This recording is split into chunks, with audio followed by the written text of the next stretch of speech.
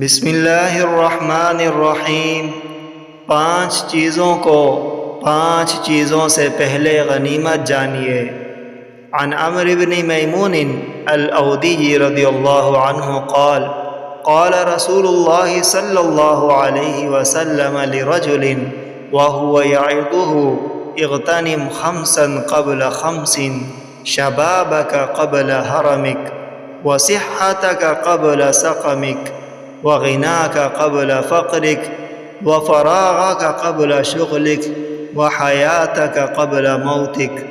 رسول اللہ صلی اللہ علیہ وسلم نے ایک شخص کو نصیحت کرتے ہوئے ارشاد فرمایا، 5 حالتوں کو دوسری 5 حالتوں کے آنے سے پہلے غنیمت جانو، اور ان سے جو فائدہ اٹھانا چاہیے وہ اٹھا لو۔